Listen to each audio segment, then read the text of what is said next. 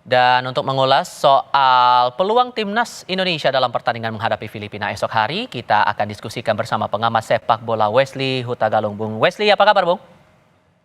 Kabar baik, Mas Tival. Terima kasih sudah bergabung. Kalau dalam catatan historis, kita sebetulnya sering menang antara Indonesia melawan Filipina. Bahkan kita pernah ada catatan 13-1 dalam Piala AFF 2002. Tapi melihat kondisi sekarang untuk AFF 2024, sejauh apa optimisme Anda?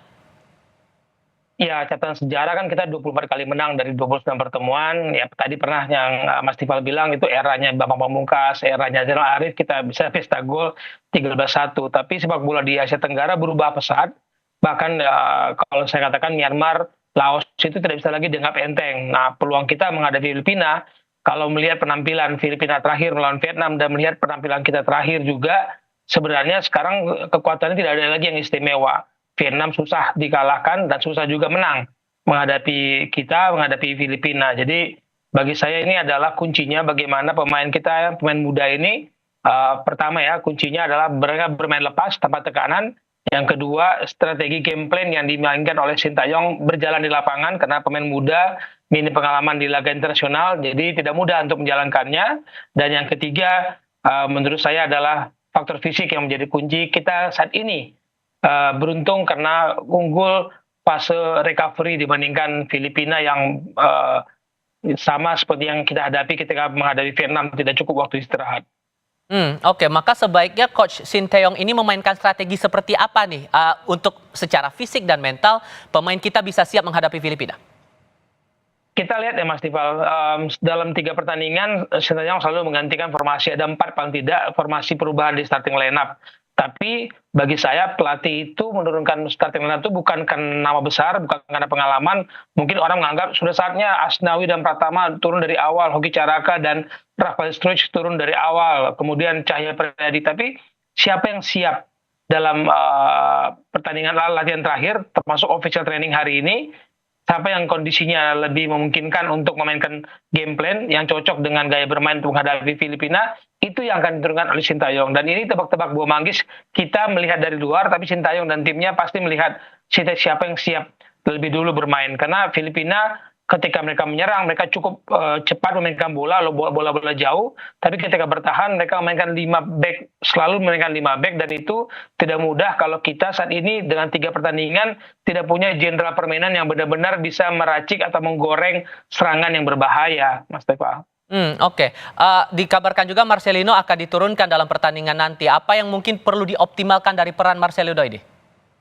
Pengalaman ini penting ya Marcelino, tapi kalau lihat permainan pertama juga jangan terlalu banyak bermain sendiri. Ini teamwork ini harus diperlihatkan bahwa nama besar, oke, pengalaman 1-2 orang itu penting, tapi bagaimana bermain dalam sebuah tim itu penting. Jadi pengalaman ini yang kita tunggu, kematangan dan mental Marcelino itu nggak usah diragukan lagi, Mas Tifal. Jadi salah satu yang menjadi kita bersemangat lah bahwa lini depan mungkin saja Hoki Caraka, Rafael Struijk akan bermain di depannya Marcelino, supaya karena kita butuh menang, jangan lagi bermain terlalu bertahan seperti menghadapi Vietnam, kan pertahanan kita terlalu dalam tuh. Tapi kita sulit dikalahkan oleh Vietnam. Nah, ini kan strategi yang orang tidak bisa mengatakan strategi kita menghadapi Myanmar, Laos, Vietnam sama semua, nggak bisa.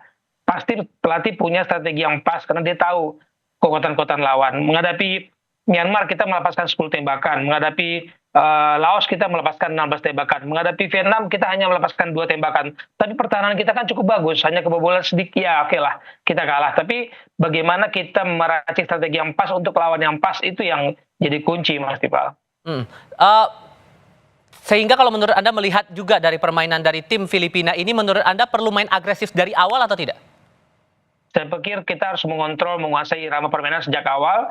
Nah, tergantung lagi nih strateginya, apakah kita main 3 belakang dan di tengah kita cukup 5 untuk menguasai permainan, karena gelandang-gelandang kita, ya maaf ya, kemarin kita lihat Memakil Tata di kiri, akan Fikri, Ahmad Maulana, siapapun di situ yang dimainkan itu belum bisa menguasai permainan dan membuat tim kita bermain lebih smooth ya, transisi menyerang maupun bertahan. Jadi harus tepat pilihan Sintayong dan siapa yang benar-benar dalam kondisi prima untuk menjadi jenderal permainan di tengah.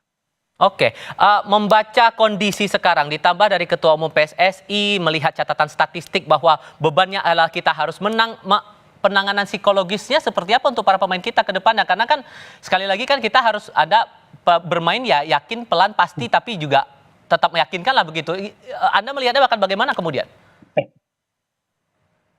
Ini yang dari kemarin sebelum-sebelumnya saya sampaikan juga ke Pak Marji, manajer timnas, saya sampaikan bahwa biarkanlah hidup pikuk pemberitaan itu hanya di kita, tidak sampai ke pemain, tidak sampai di kamar ganti, tidak sampai di kamar main, tidak perlu disampaikan ke pelatih bahwa ini adalah sebuah peperangan, sudah saatnya kita saling mendukung. Komentar-komentarnya bukan lagi karena balik mundur target kita dari awal begini-begini, itu sudah tidak boleh masuk kamar ganti, tidak boleh masuk ke dalam benak pemain. Ini sudah dalam kondisi perang bahwa setiap pertandingan bermain untuk menang, meskipun tidak ada bermain untuk seri. Jadi target semifinal yang kemarin-kemarin kan sempat PSSI agak malu-malu menyebut targetnya. Targetnya adalah memberikan terbaik, menampilkan terbaik. Tapi apa terbaik itu? Kemudian ketika kita kalah dari Vietnam diterima, tapi ketika kita seri dari Laos dianggap itu bukan hasil terbaik. Ya, tapi kan tidak disebutkan hasil terbaik seperti apa. Jadi ini menurut saya pembicaraan hidup pikuk ini tidak boleh sampai ke pemain, biar pemain fokus, biar pelatih fokus, mereka bertarung. Kuncinya kalau pertandingan besok tidak kita menangkan, ini akan ramai dalam situasi pembicaraan masa depan Sintayong di PSSI. Oke, ditambah lagi dengan ada faktor turnamen yang terbilang padat, tapi rasanya juga tim yang lain merasakan hal yang sama ya, Bung? Saya sepakat, komentar-komentar yang disampaikan itu sebenarnya sangat-sangat penting disampaikan. Kalau perlu kita nggak usah ikut lagi kalau begini caranya. Turnamen ini sangat merusak kebugaran pemain, merusak kualitas permainan. Kalau turnamen ini, Mas Tifal, dimainkan di sistem home turnamen, satu negara menggelar pertandingan yang padat, kita masih bisa terima. Tapi bagaimana pertandingan ini kita pindah sana, pindah sini dalam situasi yang padat, yang dikorbankan adalah kebugaran pemain, yang dikorbankan adalah kualitas permainan. Nanti ketika pemain ini kembali ke klub dalam kondisi cedera, siapa yang mau tanggung jawab? Jadi ada baiknya komplain, dan termasuk kan pelatih Albert Capeas di Filipina kan komplain juga, semua pelatih mungkin komplain. Ada baiknya ini dievaluasi bagaimana turnamen AFF kalau memang home and away nggak boleh lah terlalu dekat jaraknya begini.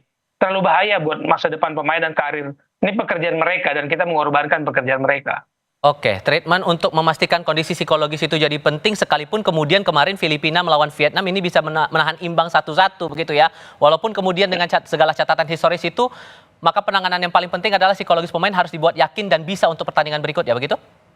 Ya, harus percaya diri, tidak grogi, tidak dalam tekanan. Anak muda ini kan, sekali lagi saya katakan, minim pengalaman internasional di level tim nasional senior. Hanya berapa sih yang bermain punya caps dua digit di timnas senior. Jadi melihat Vietnam bermain, melihat Filipina bermain kemarin, kita masih punya peluang sebenarnya. Tapi hati-hati dengan beberapa pemain yang punya licin juga bermainnya, termasuk Gayoso, termasuk Mariano di depan, Sandro Reyes juga, itu bagi saya berbahaya kalau kita tidak main lebih solid. Jadi tidak boleh ada lagi kesalahan-kesalahan elementer yang kita lihat dalam 3 pertandingan terakhir. Udah, ini tim nasional senior, meskipun yang diturunkan junior, usianya muda, tapi kategorinya kan senior. Jadi kita harus turun dengan memang kapasitas sebagai timnas senior. Doa terbaik untuk timnas kita bisa melaju ke partai semifinal, Bung Wesley. Terima kasih banyak sudah berbagi pandangan bersama kami. Selamat sore, Bung. Sore, Mas.